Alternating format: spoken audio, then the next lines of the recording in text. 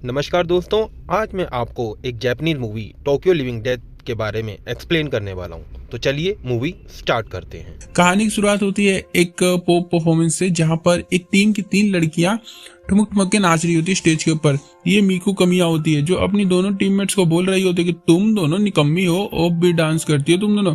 ये blue dress वाली urine होती है जो कि टीम की लीडर है और मीकू से दोनों बहुत डरती है।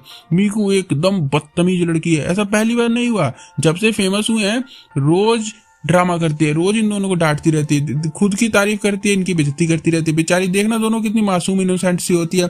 मेरा मतलब घर में लिया बोरी में डाल के रखो इनको। खैर पर्सनल बातें नहीं करेंगे हम। और इतने में एलिवेटर के अंदर से एक ज़ोंबी निकल के आता है और मीकू के ऊपर अटैक करता है, उसको काट खाता है। और तभी एक ज़ोंबी हंटर आकर इस ज़ोंबी को मार देता है और मीकू जैसे तैसे करके भाग जाती है। पर अब कोई फायदा नहीं है, ज़ोंबी ने उसके हाथ पे तो काट खाया होता है, क्योंकि देखो ज़ोंबी वायरस पूरी कंट्री में फैल रहा होता है बहुत तेजी से। और काटने के 72 आवर्स के बाद इंसान ज़ोंबी बन जाता है। तो अभी 72 आवर्स होते हैं मीकू के पास इंसान बने रहने के लिए। जापान में जब ज़ोंबी किसी को काट रहा है तो उसको 72 घंटे के लिए ना क्वारंटाइन कर दिया जाता है। मीकू तो बदतमीज गर्ल रोड पर भाग रही होती है, हाँ वहीं से पुलिस वाला आकर बचाता है जो इसका फैन होता है काफी बड़ा। पर इतने में पूरे न्यूज में खबर फैल गई होती है कि मीकू को ज़ोंबी ने काट खाया है। तो अब इसे खोजा जा रहा होता है कि उसको पकड़ के क्वारंटाइन करना होगा ना।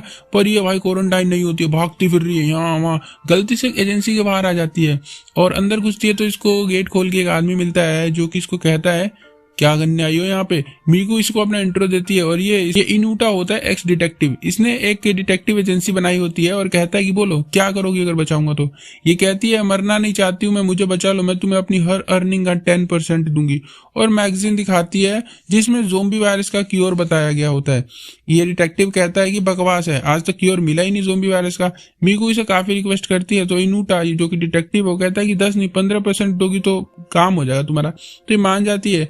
टीम मैगजीन पब्लिशर की खोजबीन करने के लिए अपने फ्रेंड को कॉल करके उससे कहता पता लगाओ। अगली सुबह हो जाती है और मीकू के पास अब बस 59 आवर्स बचे होते हैं ज़ोंबी बनने के लिए। तो अगली सुबह अब पब्लिशर कंपनी जा रहे होते हैं लोग। इन पे कार नहीं होती ना, डिटेक्टिव कहते हैं कार बहुत महंगी होती है तो हम पैदल चल के जाएंगे। लोकेशन पर आते हैं तो कंपनी पूरी गायब हो गई होती है, जल भुन गई है भाई। और एक स्टूडेंट आती है और बताती है कि यहाँ पर गैस फटा था जिसमें सब जल गया। सिचुएशन चाहे कैसी भी हो, ज़ोंबी का अटैक हुआ पड़ा पूरी कंट्री में, पर स्कूल जाना जरूरी होता है। बहुत बढ़िया बताती है कि ये न्यूज तो टीवी में भी नहीं दिखाया गया था। और दोनों यहाँ से जाकर ना पार्क में बैठते हैं तो डिटेक्टिव इनूटा पब्लिशर को कॉल करते हैं, मतलब उसकी इन्फॉर्मेशन निकलवाने के लिए। इतने में मीकू पर ज़ोंबी अटैक कर देते, पर मीकू बहुत ही मतलब तेज हो गई है ना, अब तो इसको मार देती है। इतने में 2 पुलिस ऑफिसर आते हैं, मीकू को पहचान, अरे ये तो वही है जिसको ज़ोंबी ने काट खाया था, पकड़ो इसको। पर मीकू भाई बहुत तेज होती है, इनको मार मूर के जाकर ना छुप जाती है, पता नहीं क्या है ये, छुप जाती है जो भी है ये। फिर हम मिलते हैं के नाम के एक पर्सन से जो कि इस डिटेक्टिव का फ्रेंड होता है, जो उसको इन्फॉर्मेशन देता है। बताता है कि देखो गैस का जो ब्लास्ट हुआ था ना कंपनी में, वो एक्चुअल में एक्सीडेंट नहीं था, उसको ना किसी ने जानबूझ के करवाया था ताकि वहां से सब कुछ साफ हो जाए। और किसी ने एक्सीडेंट फाइल किया था ताकि पुलिस उसकी छानबीन भी ना करे। और उस आर्टिकल को लिखने वाला एक केइटा नाम का राइटर था। के डिटेक्टिव को उसका होम एड्रेस दे देता है और इन्हें बाद में पता चलता है कि जापान ज़ोंबी हंटर एसोसिएशन के एक बहुत ही बड़े आदमी ने ये सब करवाया होता है।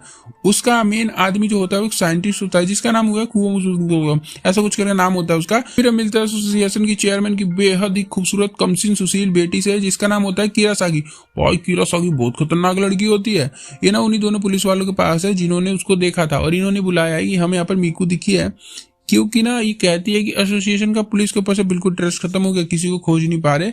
और अब पुलिस भी ज़ोंबी एसोसिएशन बन गई होती है। तो देखो ऐसा होता है कि मीकू को ना किसी भी कीमत पे पकड़ना होता है, पर एसोसिएशन वाले मीकू को पकड़ना चाहते, खोजना चाहते, इसलिए इन लोगों ने किरासागी को बुलाया होता है। और एसोसिएशन में न्यू रूल बनाए गए होते हैं कि अब अगर किसी को भी ज़ोंबी काट खाता है तो उसको क्वारंटाइन नहीं किया जाएगा, उसको सीधा ना टपका देंगे, मार देंगे, फेंक देंगे, काट देंगे। और चेयरमैन ने अपनी बेटी किरासागी मीकू को मारने खोजने के लिए बुलाया होता है। तो अब यहाँ पर किरासागी ज़ोंबी हंटिंग पर निकली हुई है कि मीकू जैसी थी कि वैसी काट दूंगी। पर्सनल दुश्मनी भी लगती है मेरे को लड़कियों की, तो छोड़ो। अब यहाँ पर ज़ोंबी ना इन्हें लगता है कि किसी बिल्डिंग में होंगे, तो ये वहां पहुंच जाते हैं कि वहां शोर शराबा आ रहा होता है। ओ भाई साहब पूरे घर में ज़ोंबी भरे होते हैं, किरासागी एक एक करके सबको मार देती है, पर इसका टारगेट तो मीकू होती है। पर मीकू और डिटेक्टिव पहुंच गए होते हैं उसी एड्रेस पर जो इसको के ने दिया था, उस राइटर का।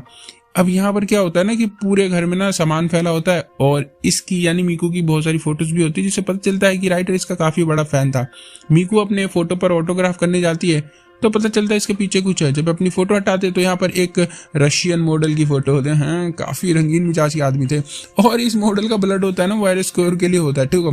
तो ये उसको खोजने निकल जाते हैं कि भाई देखो इसके इसके ब्लड से वायरस का क्योर बनाया जा सकता है। तो अब मिलेगी कहाँ, प्रॉब्लम तो ये होती है ना। डिटेल निकलवाते हैं तो पता चलता है कि मॉडल भी इन्फेक्ट हो गई थी और आकर ना उसको क्वारंटाइन में रख दिया गया था काफी टाइम तक। एसोसिएशन वालों ने उसको पकड़ के रखा एक तरह से, और डॉक्टर कोरोसावा ने उस पर एक्सपेरिमेंट भी किया था और उसे पता था कि मॉडल क्योर है कि ये सब डिटेक्टिव को बता देता है, पर अब मॉडल कहाँ है ये किसी को नहीं पता, उसको खोजना है। एक दिन भाई और बीत जाता है और अब मीकू द बदतमीज गर्ल के पास सिर्फ 36 घंटे बचे होते हैं, पर मीकू के पीछे जापान के पूरे जोम्बर हंटर सामुराई सब पड़े होते हैं और रात भर भगाते रहते हैं इसको। रात हो जाती है तो अब इसके पास ना 21 आवर्स बचे होते हैं खाली। मीकू में ज़ोंबी का असर दिखने लग गया होता है, ये चिल्लाने लगती है और होश में आकर सॉरी भी करती है और रोड पे अपने पोस्टर देखती है, अपनी दोनों फ्रेंडों को याद करती है जिनको ये रोज शो के बाद डराया धमकाया करती थी। बेचारी कितनी मासूम थी दोनों। ये डिटेक्टिव को कहती है कि मुझे कहीं अच्छी जगह ले चलो। ये इसने एक जगह लाता है जहाँ मीकू का फ्रेंड आया होता है, पर ज़ोंबी यहाँ पर भी इन पे अटैक कर देते हैं, तो फ्रेंड को तो काट खाते मार देते हैं उसको। अब मीकू वापस भाग जाती है, पर रास्ते में किरासागी भी मिल गई होती है। ज़ोंबीज़ को मार दिया इसने और कहती है कि मैं तुम्हारी फैन हूँ, चलो मेरे साथ। और मॉडल कहाँ गई ये भी जानती हूँ मैं, चलो मेरे साथ। और डिटेक्टिव मीकू को वार्न करते कि मत जाओ इसके साथ, खतरनाक लड़की मालूम पड़ती है।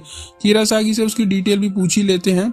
ये कहती है कि मुझे 6 महीने पहले ज़ोंबी ने काट खाया था, तो मॉडल के ब्लड से उसका क्योर बनाया गया और मैं ठीक हो गई हूँ। मीकू बहुत खुश होती है कि चलो उम्मीद तो दिखी जिंदा रहने की, मैं ठीक हो जाऊंगी, और इसके साथ एसोसिएशन में आ जाती है। अंदर आते ही भाई देखते हैं कि सारे गार्ड्स मर चुके होते हैं और डॉक्टर भी साफ हो गया, जिसका नाम था पता नहीं क्या था, मैंने बताया नहीं था। डॉक्टर की वीडियो चल रही होती है भाई, पर ना ये पागल होता है डॉक्टर ना ज़ोंबी मूवी के सारे पागल ही दिखाए जाते हैं। ये कहता है ना कि मैंने ज़ोंबी आर्मी बना दी है, ये ज़ोंबी बहुत खतरनाक है, पावरफुल है और समझदार है, कुछ भी कर सकते हैं।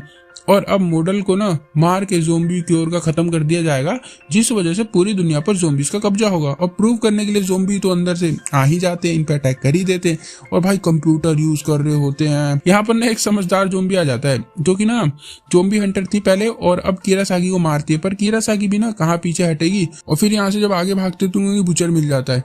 मीकू लड़ने जाती है पर जैसे तैसे करके मार देते लोग। फिर आता है समझदार ज़ोंबी का बॉस, जिसके पास मशीन गन होती है, पर डिटेक्टिव अपने में बम लगा के फोड़ देते और सब उड़ा देते जितने भी होते हैं यहाँ पर। मीकू यहाँ से मॉडल को खोजने भागती है और किरासागी ने डोर भी हैक करके खोल दिया होता है। अंदर मॉडल बैठी हुई होती है, उसको निकालते हैं लोग, हो रशियन। और फिर इसके बाद इसके ब्लड को निकाल कर मीकू अपने अंदर इंजेक्ट कर लेती है, जिससे ये ठीक हो जाती है और दोनों मॉडल को लेकर बाहर आती है। तो इतने में ऊपर से ज़ोंबी इन पर अटैक करता है, पर मीकू की टीम में वो दोनों लड़कियां जो कि काफी मासूम थी आती है, उनको बचा लेती है, जो कि अब ज़ोंबी हंटर बन गई होती है एक्चुअल में।